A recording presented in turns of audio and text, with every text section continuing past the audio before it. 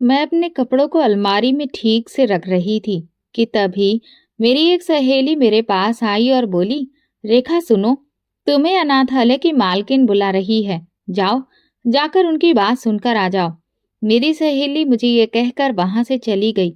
मुझे हैरानी हुई कि आखिर मालकिन मुझे क्यों बुला रही है। वो औरत तो किसी से सीधे मुंह बात तक नहीं करती, और अब आज अचानक मुझे अपने पास बुलाने का उसका क्या मकसद हो सकता है। जरूर वो किसी बात या कमी को ढूंढ कर मुझे डांटने के लिए ही बुला रही होगी। अपने दिल ही दिल में ये सोचती हुई मैं अनाथालय की मालकिन के कमरे की तरफ बढ़ने लगी। मैंने दरवाजा खटखटाया तो उसने मुझे अंदर आने के लिए कहा। आज उसका चेहरा रोजाना के मुकाबले बहुत ज्यादा खिला हुआ लग रहा था। ऐसा लग रहा था कि आज जैसे वो बहुत खुश मिजाज मूड में है। ये देखकर मुझे हैरानी तो हुई थी, क्योंकि उसका मूड अक्सर बहुत खराब रहता था। वो औरत तो हर वक्त दूसरों पर बस चिल्लाती रहती थी। इसके अलावा उसके पास और कोई काम नहीं था। उसका सबसे पसंदीदा शौक तो लोगों को परेशान करना और उन्हें नीचा दिखाना था। इस वजह से मेरी भी उससे कई बार बहस हो चुकी थी। मैं अंदर गई तो उसने मुझसे कहा, अरे रेखा, देखो तुमसे कोई मिलने आया है। मैंने सामने की तरफ देखा तो वहां सोफे पर एक नौजवान बैठा हुआ था और उसके साथ एक औरत भी मौजूद थी। मैंने हैरानी से उन्हें देखते हुए सोचने लगी, ये कौन लोग हैं, क्योंकि मैं तो इन्हें जानती भी नहीं थी और इतने सालों में इस अनाथालय में मुझे कोई मिलने भी नहीं आया। मैंने धीरे से उन्हें नमस्ते किया। फिर मालकिन ने मेरा उनसे परिचय करवाया और कहा, ये रेखा है। जब ये 1 महीने की थी तब इसका बाप इसे यहाँ छोड़कर चला गया था। इसके बाद से हम इसे अनाथालय में ही पाल पोस रहे हैं। मुझे मालकिन की बातें समझ में नहीं आ रही थी। फिर वो लोग मुझसे छोटे छोटे सवाल करने लगे, जैसे कि मैं अपनी पढ़ाई लिखाई कितनी की है, इस अनाथालय में मुझे अब कितने साल हो गए हैं, मेरी उम्र क्या है, वगैरह वगैरह। ये सब मुझे बहुत अजीब लग रहा था, लेकिन मैंने मालकिन के डर के कारण चुपचाप उनके सारे सवालों के जवाब देती जा रही थी। मालकिन ने मुझसे कहा, ये लोग खास तौर पर तुमसे ही मिलने के लिए यहाँ आए हैं। दरअसल ये एक अच्छे रिश्ते की तलाश में हैं, तो इन्हें लगा कि क्यों ना अनाथालय में आकर किसी लड़की को ढूंढा जाए जिसे बाहर की दुनिया के बारे में बहुत ज्यादा पता ना हो, क्योंकि अनाथालय ही एक ऐसी जगह है जहाँ पर लड़कियां ज्यादा बाहर नहीं जाती और ना ही वो आजकल की लड़कियों की तरह तेज तर्रार भी होती हैं। मालकिन की बात सुनकर मुझे हंसी तो बहुत जोर से आई थी, लेकिन मैंने जैसे तैसे कंट्रोल कर लिया, क्योंकि उनकी ये बात बहुत ही अजीब थी। कहना था कि लड़कियों को बाहर का कुछ भी पता नहीं होता है, जबकि असल में तो उन्हें लोगों के बारे में सबसे ज्यादा पता होता है। हम लोगों ने जिंदगी को एक अलग ही नजरिए से देखा होता है और उसे जिया भी होता है। इसीलिए हम बहुत जल्दी ही लोगों की हकीकत जान लेते हैं। मुझे तो लगता था कि कोई भी हमारा हमदर्द नहीं हो सकता और ना ही हमें किसी से कोई उम्मीद रखनी चाहिए। इस सब के पीछे सबसे बड़ी वजह ये थी कि मेरे सगे बाप ने मुझे बहुत ही छोटी सी उम्र में अनाथालय में छोड़ दिया था, जबकि मैं सिर्फ 1 महीने की थी। अगर वो चाहते तो मुझे अपने पास भी रख सकते थे, लेकिन उन्होंने मुझे बोझ समझा और यहाँ छोड़ गए। मैं अपने बाप के जिंदा होते हुए भी अनाथ हो गई थी और यहीं पर पली बड़ी थी। बचपन से लेकर अब तक मैं मालकिन की बहुत मार खा चुकी थी और उसकी न जाने कितनी ही ताने भरी बातें सुन चुकी थी। वो हम सबको यहाँ पर गुलामों से भी बुरा तरीके से रखती थी और हमारे साथ बहुत बुरा सुलूक करती थी।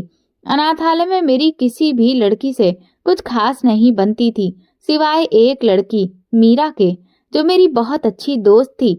मैं हमेशा उसके साथ रहती और उसके साथ ही खाना वगैरह खाती। अनाथालय में खाने के नाम पर सिर्फ मजाक ही होता था। यहाँ जब भी खाना आता तो वो ऐसा नहीं होता था कि उसे कोई इंसान खा सके। ऐसा लगता था जैसे किसी जेल के कैदियों के लिए खाना आया है। दरअसल जो भी फंड आते थे उनमें से आधे से ज्यादा फंड तो वो मालकिन अपने पास ही रख लेती थी और बाकी पैसे हम पर खर्च करती थी।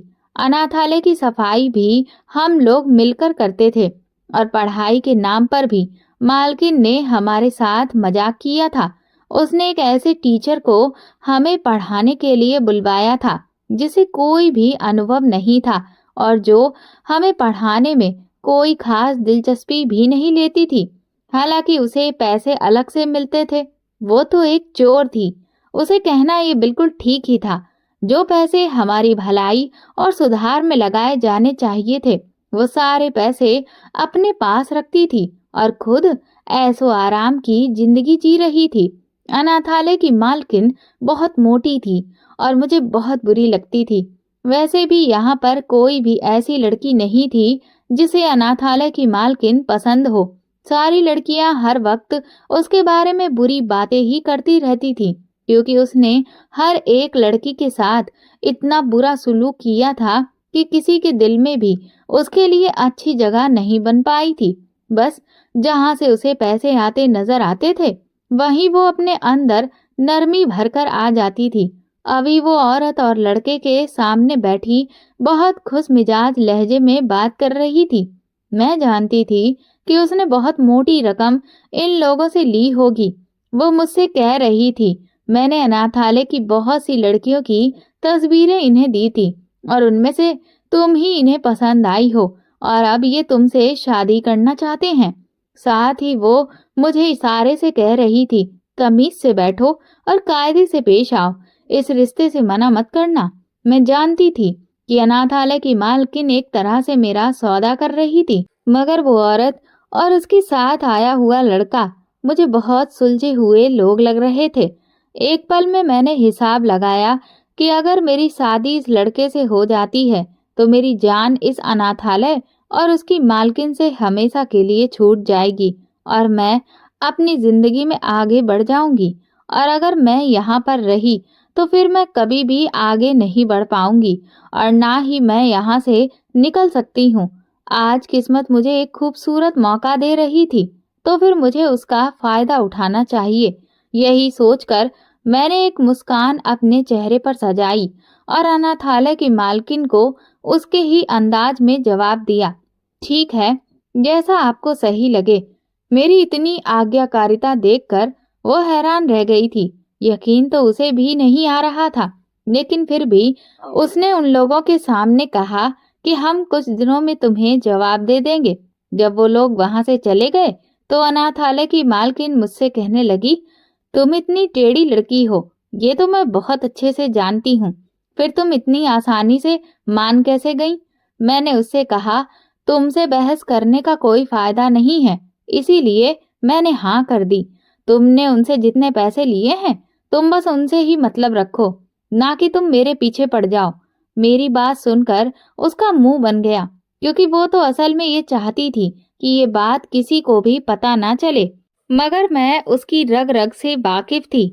मैं वापस अंदर आई तो मीरा मुझसे कहने लगी, क्या हुआ रेखा, मालकिन ने तुम्हें क्यों बुलाया था और वो तुम्हें फिर से डांट रही थी? मैंने उससे कहा, नहीं, वो डांट नहीं रही थी, बल्कि अब की बार तो मेरी किस्मत चमक गई है। ये सुनकर वो हैरान हुई और कहने लगी, आखिर ऐसा क्या हुआ? फिर मैंने उसे वहां जो कुछ भी हुआ था वो सारा हाल कह सुनाया और बोली, मैंने उन लोगों को हाँ कर दी है। अब मैं यहाँ से जाना चाहती हूँ, एक अच्छी जिंदगी की तलाश में। मैं अपने आप को साबित करना चाहती हूँ और एक अपनी अलग पहचान बनाना चाहती हूँ। क्या ये कुछ गलत है? मीरा कहने लगी, नहीं, मगर तुम मुझे छोड़कर चली जाओगी और तुम्हारे बिना मैं कैसे रहूंगी? तुमने मुझसे अकेले में बातचीत किए बिना ये फैसला क्यों लिया? तुम्हें थोड़ा तो सोचना चाहिए था। मैंने उससे कहा, मुझे नहीं पता मैंने गलत फैसला किया है या सही, और ये भी नहीं जानती कि इस फैसले के असर मुझ पर क्या होंगे, लेकिन मैं इस मौके को बिल्कुल भी अपने हाथ से जाने नहीं दे सकती थी। और तुम बिल्कुल परेशान मत हो, मैं जल्द से जल्द तुम्हारे लिए भी यहाँ से बाहर निकलने का कोई इंतजाम करूंगी। तुम देखना, एक दिन मैं इस अनाथालय की मालकिन से हर एक जुल्म का बदला लेकर रहूंगी। पूरी रात मैं अपनी आंखों में सपने सजाती रही। वहां रहने वाली सारी लड़कियों को इस बात की खबर हो चुकी थी कि अब मैं इस अनाथालय में नहीं रहूंगी और जल्द ही मैं यहाँ से विदा होकर एक बहुत बड़े घर में चली जाऊंगी। सब तरफ मेरी ही चर्चा हो रही थी और इस बात से सब लोग जल भी रहे थे। पर कुछ लोग पंचायत करने की वजह से कई जगह गुट बनाकर जमा भी हो चुके थे, क्योंकि उन्हें चटकादेदार कहानी चाहिए थी। मगर मैं उन सबको नजरअंदाज कर दिया और ये सोचने लगी कि यहाँ से निकलकर सबसे पहले मैं क्या काम करूंगी। मैं बहुत आगे बढ़ना चाहती थी, मगर अपने बाप से मैं कभी भी मिलना नहीं चाहती थी। मुझे अपने बाप से नफरत हो गई थी। मेरे लिए तो मेरा बाप सालों पहले ही मर चुका था और अगर वो कभी भी मुड़कर मेरे पास वापस आता तो भी मैं उसे पहचानने से इनकार कर देती। वैसे भी मुझे तो अपनी शक्ल भी याद नहीं थी। एक माँ के बच्चे को आखिर क्या पता होता है कि कौन आपका क्या लगता है। इसीलिए इस दुनिया में लोगों की भीड़ में अगर वो मुझे कहीं दिख भी जाते तो मैं ना तो उन्हें पहचान पाती और ना ही वो मुझे पहचान पाते। इसलिए मैं आराम से इस शहर में रह सकती थी। मुझे नहीं पता था कि मेरे पिता कहाँ रहते हैं और क्या करते हैं, और ना ही मैं ये सब जानने में कोई रुचि रखती थी। मगर मीरा ने मुझसे कहा था, जब तुम यहाँ से जाओ तो सबसे पहले अपने पिता से मिलने जाना। हो सकता है कि वो तुम्हें याद करते हो। मेरी सोच मीरा के जैसी बिल्कुल नहीं थी। वो बहुत ही नरम दिल लड़की थी। वो हमेशा दूसरों को एक नया मौका देने पर यकीन रखती थी, लेकिन मैं ऐसी तो बिल्कुल नहीं थी। फिर भी हम दोनों के बीच बहुत गहरी दोस्ती थी। हमारी दोस्ती की शुरुआत भी बहुत ही अलग तरीके से हुई थी। मुझे आज भी वो दिन याद है जब मैं 7 साल की थी और पहली बार मीरा यहाँ पर आई थी। वो उस वक्त बहुत ज्यादा डरी हुई थी और मालकिन का रवैया उसे बहुत ज्यादा भयभीत कर रहा था। उसके माँ बाप की मौत एक हादसे में हो गई थी और उसके सगे चाचा ने उसके पिता की जायदाद पर कब्जा करके उसे अनाथालय में छोड़ दिया था। वो लावारिस यहाँ पर मिली थी। मालकिन ने उसे अंदर ले आई। सभी लड़कियां उसे अजीब नजरों से घूर रही थी और वो लगातार रोए जा रही थी। फिर वो एक कोने में जाकर बैठ गई। मालकिन ने गुस्से में कहा, अपना ये रोना धोना बंद कर। अब तुझे यहाँ पर कोई भी लेने नहीं आएगा। अब तुझे यहीं रहना है। मुझे मालकिन की बात सुनकर बहुत गुस्सा आया कि वो एक बच्ची पर ऐसे कैसे चिल्ला रही है। इसीलिए मालकिन के जाने के तुरंत बाद मैं उठकर मीरा की तरफ आई और धीरे से उसके हाथों को थामा। उसकी आंखों में देखा जहां से मोटे मोटे आंसू टपक रहे थे। फिर मैंने उसकी आंखें साफ की और उसे कहने लगी, देखो, अब तुम इस पूरी दुनिया में अकेली हो। तुम्हारा कोई रिश्तेदार नहीं है, लेकिन मैं आज से तुम्हारी दोस्त हूँ और मैं हमेशा तुम्हारा ख्याल रखूंगी और तुम्हारा साथ दूंगी। तुम्हें डरने की कोई जरूरत नहीं है।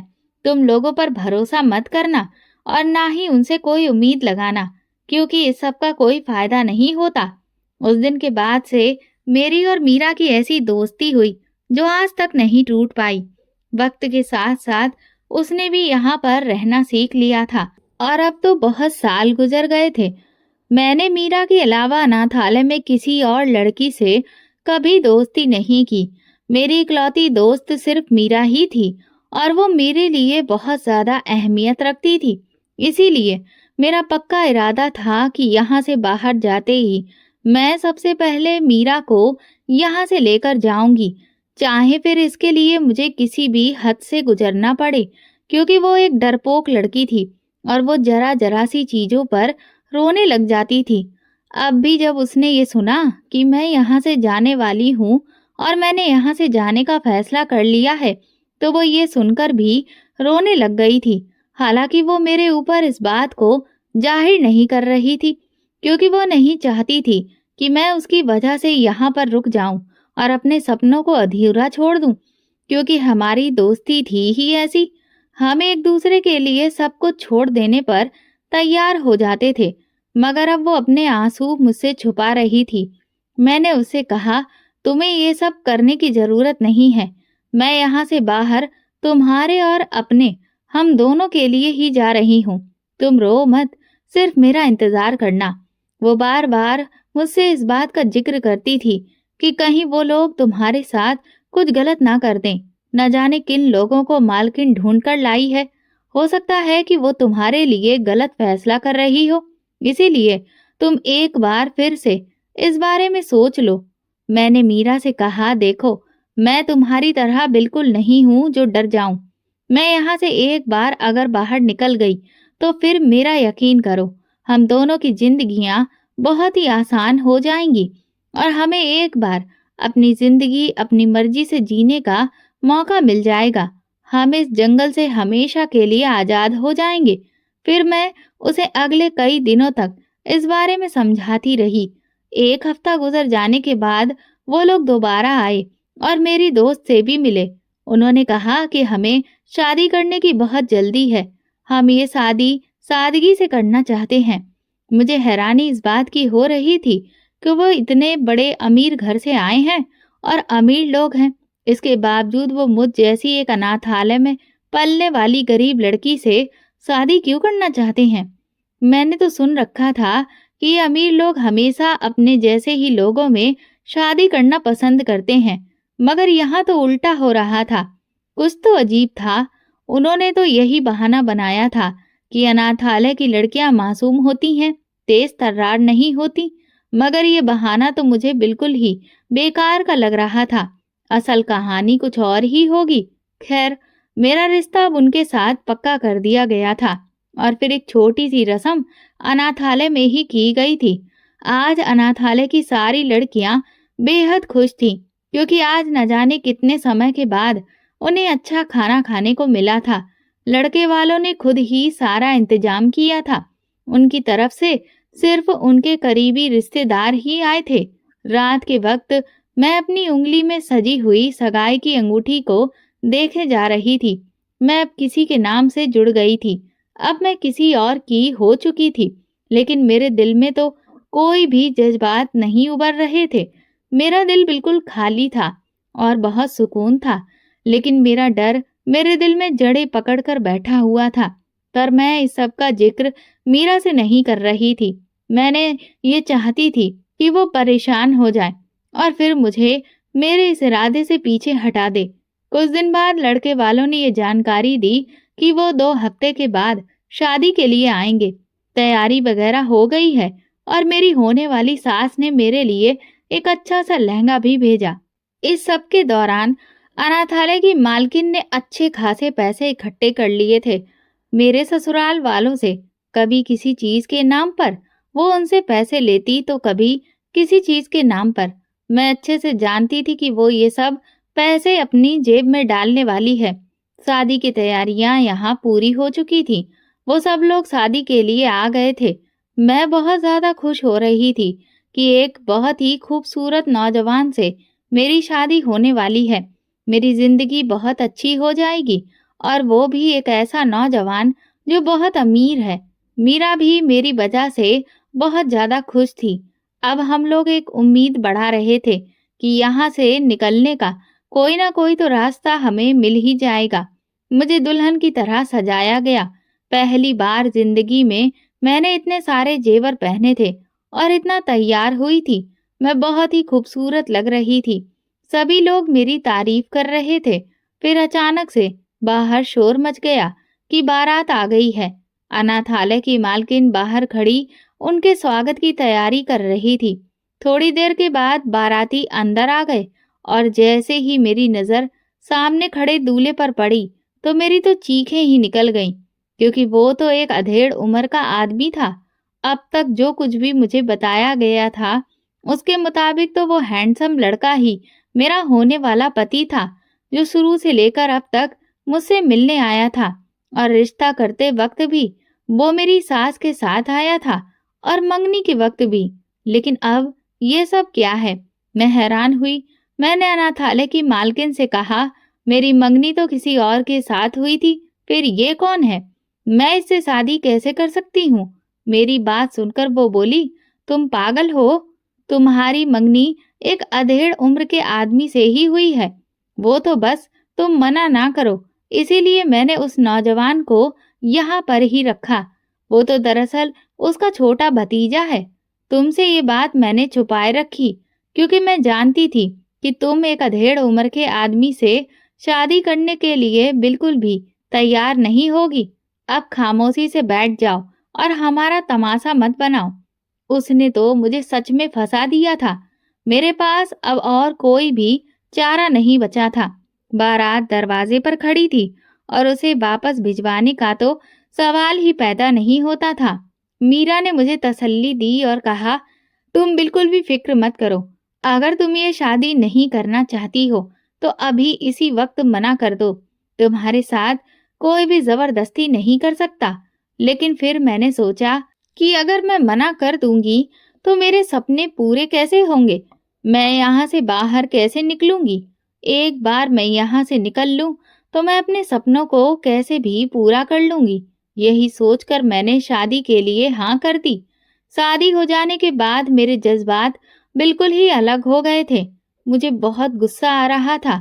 ऐसा लग रहा था जैसे मेरे सारे सपने छीन लिए गए हों। शादी के बाद मेरी सास मेरे पास आई और कहने लगी, तुम्हारी विदाई भी हम आज ही करेंगे। हालांकि इससे पहले ये बात की ही नहीं गई थी कि विदाई शादी वाले दिन ही की जाएगी। बहरहाल अब मैं कुछ भी बोलती, कुछ भी करती तो इसका कोई भी फायदा नहीं होने वाला था। ये बात तो मुझे समझ में आ गई थी। मेरी भी बहुत ज्यादा परेशानी हो रही थी, क्योंकि ये सब लोग बहुत ही अजीब तरह से बर्ताव कर रहे थे। ऐसा लग रहा था जैसे ये सब के सब झूठ बोलने में बहुत ही माहिर हैं, और ये जो झूठ बोला गया था ये कोई छोटा नहीं था। ये बात तो उन्हें पहले बता देनी चाहिए थी कि विदाई आज ही होगी। मैं जानती थी कि ये सब अनाथालय की मालकिन की चाल है। उसे तो बस पैसे चाहिए थे जो उसे मिल गए थे। मेरी जिंदगी बर्बाद हो या ना हो, इस बात से उसको कोई भी लेना देना नहीं था। ना चाहते हुए भी मुझे विदा होकर उन लोगों के साथ जाना पड़ा था। रास्ते भर वो लोग अजीब तरह से छुप छुप कर बातें कर रहे थे। उनकी बातें मुझे ठीक से सुनाई नहीं दे रही थी, लेकिन ऐसा लगता था कि जैसे कोई ऐसी चीज है जिससे मैं अनजान हूँ और मुझे इस बारे में कुछ भी पता नहीं है। रास्ते में मुझे इस बात का एहसास हुआ कि जिसे मैं अपनी सास समझ रही हूँ वो दरअसल एक नौजवान की माँ है। कितना अजीब हो रहा था ना। अब ना जाने आगे जाकर किन किन रहस्यों से पर्दे उठने वाले थे। मैं अपने आप को अपने आने वाले वक्त के लिए तैयार कर रही थी। मैं इतनी बड़ी गाड़ी में आज पहली बार बैठी थी। इसमें तो कोई शक नहीं था कि ये लोग बहुत ही ज्यादा पैसे वाले थे। एक पल के लिए तो मैंने सोचा कि क्या पता ये सब जो मैं देख रही हूँ ये भी सब धोखा हो। ये लोग खुद को अमीर दिखाकर मुझे धोखे से अपने साथ ले जा रहे हूँ। मगर फिर मैंने खुद को तसल्ली दी कि ऐसा नहीं है। उनके भाव भाषा से ही लग रहा था कि ये लोग बहुत ज्यादा पैसे वाले हैं। 1 घंटे के लंबे सफर के बाद हम लोग एक आलीशान बंगले के बाहर आकर रुक गए थे। इतनी बड़ी कोठी, इतना आलीशान बंगला मैंने अपनी जिंदगी में कभी नहीं देखा था। मेरा दिल तो खुशी से भर गया था कि अब इस बंगले पर मैं राज करूंगी। कुछ देर पहले होने वाले सारे वाकये को मैं भूल गई थी और बिल्कुल ही मगन होकर इस बंगले को देखने लगी थी। लेकिन फिर तभी किसी औरत की आवाज मुझे वापस हकीकत की दुनिया में खींच लाई। उनके साथ मैं इस बंगले के अंदर आ गई थी। वो बंगला बाहर से जितना आलीशान था, अंदर से वो उससे भी कई ज्यादा खूबसूरत था। मैं तो हैरानगी से इधर उधर देखे जा रही थी। लोग मुझे देखकर आपस में खुसुर फुसुर कर रहे थे, जिसकी वजह से मैंने खुद को फौरन संभाला और ऐसे दिखाया कि मैं तो एक शर्मीली दुल्हन हूँ। मुझे ऐसी हरकतें नहीं करनी चाहिए। मुझे एक सोफे पर बिठा दिया गया और फिर काफी सारे पिक्चर्स और वीडियो बनाए जाने लगे। मैं इस सब से बहुत ज्यादा बोर हो रही थी। एक तो उस बूढ़े आदमी के साथ बैठकर तस्वीरें खिंचवाने का मुझे कोई शौक नहीं था, और दूसरा मैं अब बहुत थक चुकी थी। मैं सिर्फ आराम करना चाहती थी, लेकिन यहाँ पर किसी को मैं ये सब बोल भी नहीं सकती थी। अनाथालय से कोई भी लड़की मेरे साथ नहीं आई थी। यहाँ तक कि मीरा को भी आने की इजाज़त मालकिन ने नहीं दी थी। हालाँकि उसका बहुत दिल था कि वो मेरे साथ आए और इस बात से भी वो वाकिफ़ हो जाए कि मैं किन लोगों के साथ जा रही हूँ। फ़ोटो सेशन होने के बाद जब मैं फ्री हुई तो मुझे कमरे में भेज दिया गया। मेरा बिल्कुल भी दिल नहीं कर रहा था कि मैं अपने पति को देखूं, लेकिन मुझे उसके इंतज़ार में जागना ही था। थोड़ी देर के बाद वो कमरे में आया। मैंने उसे एक अलग नज़र से देखा तो मुझे लगा कि वो तो बहुत ही ग्रेसफुल है और बहुत ही ज़्यादा हैंडसम लगता है। मेरे देखने का नज़रिया बदल चुका था, तो मुझे उनमें बहुत सी अच्छाइयाँ नज़र आने लगीं। वो बहुत ही धीमे मिजाज के थे। मेरी शादी की पहली रात बहुत ही अच्छी गुजरी थी। मैं जो कुछ देर पहले सब चीज़ों के बारे में गलत ही सोच रही थी, अब मेरी सोच बिल्कुल बदल चुकी थी। अगले दिन मीरा से मिलने के लिए मैं अनाथालय चली गई। वो बहुत ज़्यादा खुश थी। मैंने उसे बताया कि जैसा हम लोग सोच रहे थे, वैसा कुछ भी नहीं हुआ। देखो, मैं कितनी खुश हूँ। रिसेप्शन वगैरह से फ्री हो जाने के बाद शादी का तीसरा दिन था, तो एक दिन अचानक से मैं घर में बने एक तहखाने में चली गई। वहाँ एक कमरा बना हुआ था। मैं हैरान थी कि भला इस कमरे में क्या होगा। मैंने जैसे ही दरवाज़ा खोला, तो वहाँ सामने एक बड़ी सी तस्वीर लगी हुई थी और उसमें बहुत सारे आदमी और औरतें और उनके साथ में बच्चे थे। ऐसा लगता था कि जैसे वो किसी पार्टी वगैरह की ली गई तस्वीर हो। मैं अभी भी उस तस्वीर को देख रही थी, तभी मेरे पति मेरे पीछे आकर खड़े हो गए। उन्होंने मुझे बताया कि ये तस्वीर मेरे एक बहुत ही अच्छे दोस्त की है। अब वो मुझसे बात नहीं करता, लेकिन एक वक्त हम एक पार्टी में गए थे और उसकी पत्नी भी वहां पर आई थी। फिर हमारे सभी दोस्तों ने मिलकर एक साथ तस्वीरें खिंचवाई थी। अपने कारोबार में व्यस्त हो जाने के बाद वक्त गुजरने का पता ही नहीं चला मुझे, इसीलिए मैं कभी शादी कर ही नहीं सका।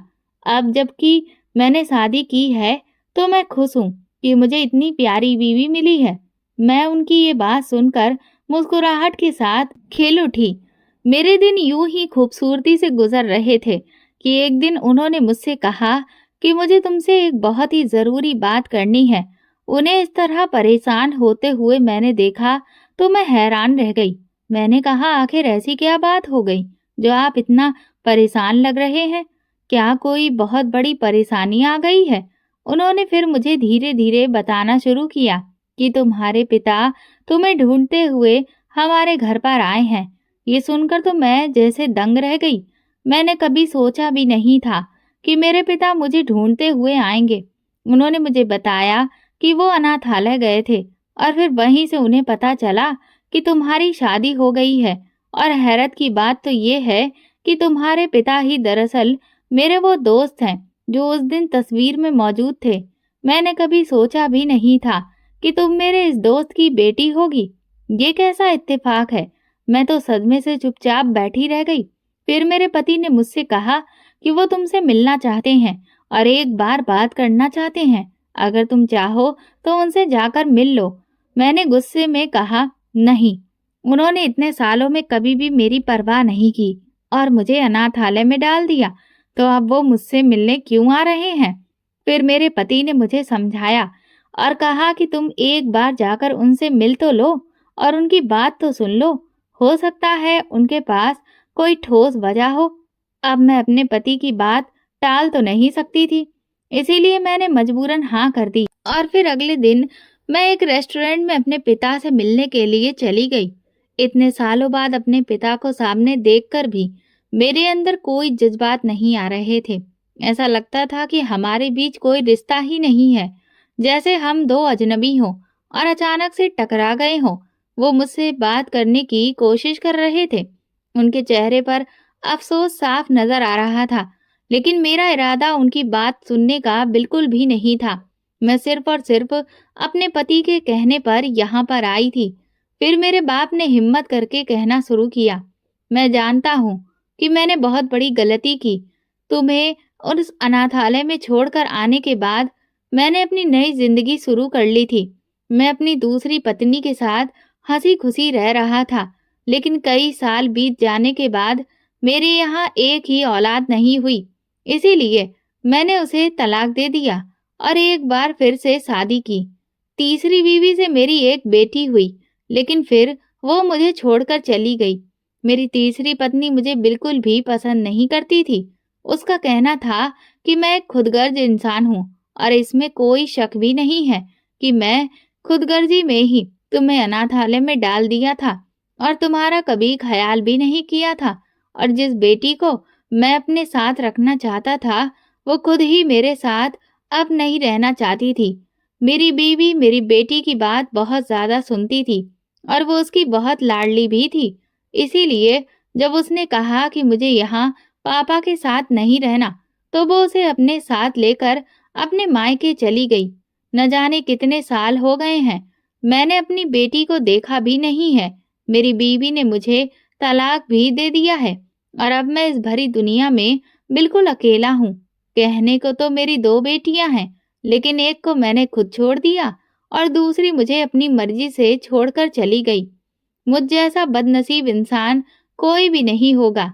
जब मुझे पता चला कि तुम मेरे दोस्त की पत्नी बन गई हो, तो ये सुनकर मुझे बहुत हैरत हुई थी। दरअसल मैं तुम्हें ढूंढता हुआ अनाथालय चला गया था। पुराने रिकॉर्ड्स जाकर निकलवाए और तुम्हारा पता करवाया, तो अनाथालय की मालकिन ने मुझे बताया कि तुम्हारी तो शादी हो गई है और तुम्हारे बारे में फिर उसने सब कुछ बता दिया। तुम्हारा पता भी दिया। तुम्हें ढूंढते ढूंढते यहाँ आया तो पता चला कि ये तो मेरे अपने ही दोस्त का घर है। मैं कभी सोच भी नहीं सकता था कि तुमसे इस तरह से मेरी मुलाकात होगी। मेरी अपने दोस्त से बहुत ज्यादा बनती नहीं है। बस वो मेरे पुराने मोहल्ले का दोस्त था। मेरा कारोबार भी सब डूब गया और मैं अब गरीब हो गया हूँ, लेकिन वो और भी ज्यादा अमीर होता जा रहा है। मुझे उससे नफरत है। तुम मुझसे अब तलाक ले लो। अपने पिता की ये बात सुनकर मैंने हैरानी से सर उठाकर उनकी तरफ देखा। वो एक बार फिर से मेरी जिंदगी अपनी खुदगर्जी और नफरत की वजह से बर्बाद करने पर तुले हुए थे। मैंने उनसे कहा, अब आप दोबारा कभी भी ऐसा नहीं कर सकते। मुझे अपने पति से बहुत प्यार है। बेशक शुरुआत में मुझे उनसे प्यार नहीं था, लेकिन अब वो मुझे बहुत ही प्यारे हैं। अब आप मेरी जिंदगी से निकल जाइए और मेरी जिंदगी को खराब करने के लिए दोबारा मेरी जिंदगी में कभी मत आना। जो कुछ आपने गुजरे सालों में मेरे साथ किया, वही बहुत है। ये तो भला हुआ कि मैं आपके साथ पली बड़ी नहीं हूँ।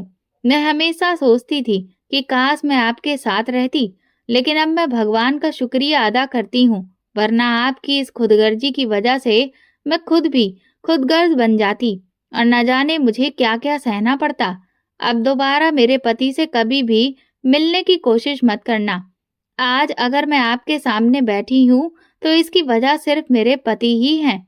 उनकी बात का मान रखने के लिए ही मैं यहाँ आई हूँ, वरना आपसे मिलने का मुझे कोई शौक नहीं है।